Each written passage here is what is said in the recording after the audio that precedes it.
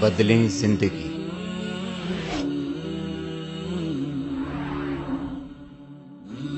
زیتون T V.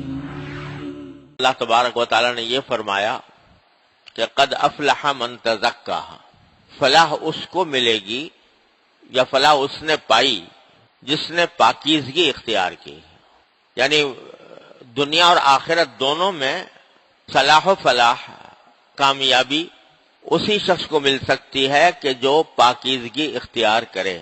اور پاکیزگی کاہے سے؟ کفر سے پاکیزگی، شرک سے پاکیزگی، بدعات سے پاکیزگی، گناہوں سے پاکیزگی، نافرمانیوں سے پاکیزگی، اللہ تبارک و تعالیٰ کا حکم نہ ماننے سے پاکیزگی۔ جو آدمی اس دنیا میں اللہ تعالیٰ کا حکم مان کر اپنے آپ کو پاک صاف کرے گا اسی کو فلاح نصیب ہوگی۔ تو تزکا کا لفظ یعنی پاکیزگی حاصل کرنے کا لفظ بڑا جامع اور بڑا شامل لفظ ہے، ہر قسم کی پاکیزگی۔ اور ایک تو ہوتی ہے جسم کی پاکی، اس کے لیے عام طور سے لفظ استعمال ہوتا ہے طہارت، جسم کی پاکیزگی کے لیے، جسم کو صاف ستھرا رکھنا، اس کے لیے لفظ استعمال ہوتا ہے نظافت، ستھرائی۔ اور دل کی پاکیزگی اور نفسانی خواہشات کی پاکیزگی، اس کے لیے لفظ آتا ہے تزکیہ۔ تو یہاں ذکر ہے نفس کی اور دل کی پاکیزگی کا، کیونکہ جب دل پاکیزہ ہوتا ہے تو انسان اللہ تعالیٰ کا ہر حکم ماننے کو تیار ہوتا ہے، اپنے آپ کو آمادہ کرتا ہے کہ اللہ تعالیٰ کا ہر حکم مانے۔ جب ہر حکم ماننے کے لیے تیار ہو جاتا ہے تو پھر جسم کی پاکیزگی بھی حاصل ہو جاتی ہے، کیونکہ اللہ کا حکم ہے کہ جسم کو پاک رکھو، اور اس سے صفائی ستھرائی بھی حاصل ہو جاتی ہے، اس واسطے کہ اللہ اور اللہ کے رسول صلی اللہ علیہ وسلم نے صاف ستھرا رہنے کی بھی تلقین فرمائی ہے۔ اور پھر جو نفسانی پاکیزگی ہے، یعنی کفر سے علیحدگی، بدعات سے علیحدگی، شرک سے علیحدگی اور گناہوں اور نافرمانیوں سے علیحدگی، یہ بھی اس میں داخل ہو جاتی ہے۔ یہ سب چیزوں کو شامل ہے لفظ تزکا۔ فلاح اسی کو ملے گی، اور دو لفظوں میں اگر کہیں تو فلاح اس کو ملے گی جو اللہ کا تابع دار ہو کر زندگی گزارے، بس یہی پاکیزگی ہے، اللہ کا تابع دار ہو کر زندگی گزارے۔ کام بھی دل میں، کام بھی وہ کرے جو اللہ کی مرضی کے مطابق ہو، اور دل میں ارادے بھی وہ پیدا کرے کہ جو اللہ کی مرضی کے مطابق ہوں۔ ان خواہشات کو، دل کی ان خواہشات کو دبائے جو اللہ کی مرضی کے خلاف ہیں، اور ان خواہشات کو اوپر لائے اور ان پر عمل کرے جو اللہ تعالیٰ کی رضا کے مطابق ہو۔ یہ خلاصہ ہے تزکا کا۔ اب اس کو حاصل کیسے کیا جائے، اس پاکیزگی کو؟ اس کے لیے اللہ تبارک و تعالیٰ نے دو طریقے بتائے ہیں مختصر، اور ایک رکاوٹ کا ذکر کیا ہے، جو اس پاکیزگی کو حاصل کرنے میں جو چیز رکاوٹ بن جاتی ہے اس رکاوٹ کا ذکر فرمایا، اس رکاوٹ کو دور کرنے کی ضرورت ہے۔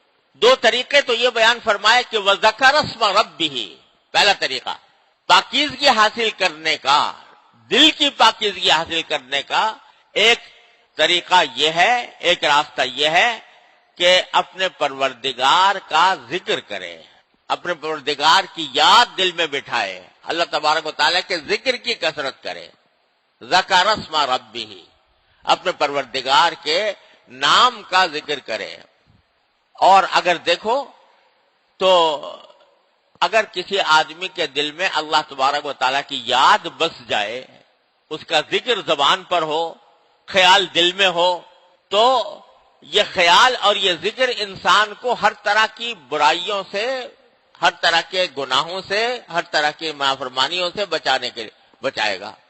چور چوری کیوں کرتا ہے؟ اس لیے کرتا ہے کہ اللہ کو بھول گیا۔ اللہ بچائے، بدکاری کرنے والا بدکاری کیوں کرتا ہے؟ اس لیے کرتا ہے کہ اللہ تعالیٰ کو بھول گیا۔ دھوکہ دینے والا کیوں دھوکہ دیتا ہے؟ اس واسطے کہ اس نے اللہ تبارک و تعالیٰ کو بھلا رکھا ہے۔ اگر اللہ کی یاد ہوتی دل میں تو وہ کبھی بھی کسی نافرمانی پر آمادہ نہ ہوتا۔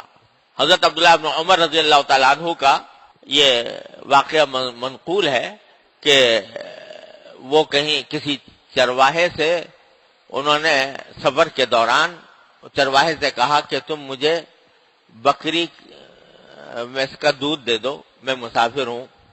تو اس پر چرواہے نے کہا کہ بکری اگر میری ہوتی تو میں ضرور دے دیتا، لیکن یہ بکری میرے پاس امانت ہے، کسی نے مجھے چرانے کے لیے دی ہوئی ہے، میں اس کا مالک نہیں ہوں، اس کے دودھ کا مالک بھی نہیں ہوں، اس کی اجازت کے بغیر میں دے نہیں سکتا، معذرت خواہ ہوں۔ حضرت ابن عمر نے ان کو ایسے ہی آزمانے کے لیے کہا کہ ایسا کرو، میں تمہیں ایک ترکیب بتاتا ہوں کہ تم مجھے یہ بکری فروخت کر دو، میں تمہیں پیسے دے دیتا ہوں، اور جب مالک کے پاس جاؤ وہ پوچھے کہ بکری کا کیا ہوا تو کہہ دینا بکری کو بھیڑیا کھا گیا، اور بھیڑیا کھاتے ہی رہتے ہیں بکریوں کو، تو کوئی ایسی بات نہیں ہوگی، تمہارا فائدہ یہ ہوگا پیسے تمہیں مل جائیں گے، اور میرا فائدہ یہ ہوگا کہ بکری اپنے ساتھ رکھوں گا، جب بھی سفر کے دوران مجھے ضرورت پیش آئے گی تو اس کا دودھ لے کر پی لوں گا، دونوں کا فائدہ ہے۔ اس نے عبداللہ بن عمر کو یہ کہتے ہوئے سنا تو بے ساختہ اس کی زبان پر جو لفظ آیا وہ یہ کہ یا ھذا فأین اللہ، یہ تم جو بات مجھے بتا رہے ہو یہ میں کر تو لوں یہاں جنگل میں تنہائی میں، لیکن اللہ میاں کہاں گیا، اللہ کہاں گیا؟ اس وقت حضرت عبداللہ بن عمر نے کہا جب تک تیرے جیسے انسان اس دنیا میں موجود ہے انشاءاللہ کوئی کسی کا حق نہیں مار سکتا۔ تو یہ حق جو مارتے ہیں لوگ دوسرے کا، وہ کیوں مارتے ہیں؟ اس لیے کہ خدا کی کے سامنے ہونے کا احساس دل سے ختم ہو گیا۔ تو ذکر اللہ تبارک و تعالیٰ کا ذکر وہ چیز ہے جو انسان کے دل میں اللہ تعالیٰ کی یاد بٹھاتی ہے، اللہ تعالیٰ کے سامنے پیش ہونے کا احساس تازہ کرتی ہے کہ ایک دن مجھے اللہ کے سامنے پیش ہونا ہے۔ جب یہ بات دل میں بیٹھ جاتی ہے تو پھر وہ انسان کو پاکیزہ بناتی ہے، اس کے اندر پاکیزگی پیدا کرتی ہے، وہ گناہوں سے اس کو بچاتی ہے، کسی کا حق مارنے سے بچاتی ہے، حرام آمدنی حاصل کرنے سے بچاتی ہے۔ تو ذکر اسم ربہ کہہ کر اللہ تبارک و تعالیٰ نے ایک طریقہ یہ بتایا پاکیزہ ہونے کا کہ اللہ کا ذکر کثرت سے کیا کرو، چلتے پھرتے اٹھتے بیٹھتے اللہ تبارک و تعالیٰ کا نام لو۔ آج دیکھو ہم اگر سوچیں تو ہر وقت دل و دماغ پر کچھ نہ کچھ خیالات مسلط رہتے ہیں، بعض ایسے ہیں کہ جن کی تو فوری ضرورت ہوتی ہے، بھئی کہیں جانا ہے تو دیکھنا ہے بھئی کون سی سواری میں بیٹھوں، کیا کروں، کوئی اپنے گھر والوں کے لیے کوئی سودا لانا ہے تو آدمی سوچتا ہے، ضرورت کی بات سوچتا ہے، لیکن اکثر اوقات وہ باتیں دماغ میں گھومتی رہتی ہیں جن کی فوری کوئی ضرورت نہیں۔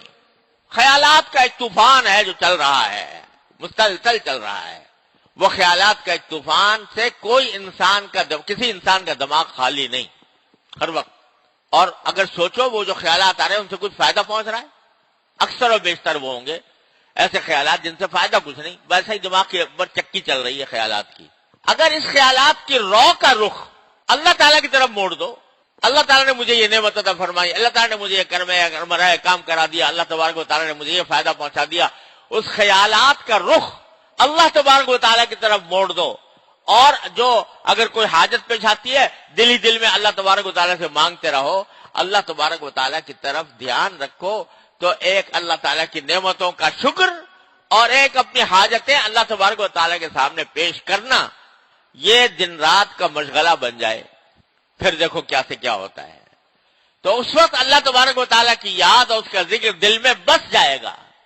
جب وہ دل میں بس گیا تو وہ تمہیں گناہوں سے بھی روکے گا، تمہیں معصیتوں سے بھی روکے گا، کسی کا حق مارنے سے بھی روکے گا، اللہ تعالیٰ کے سامنے پیش ہونے کا احساس دل میں جاگزین کرے گا۔ یہ طریقہ بتلایا ذکر اسم ربہ۔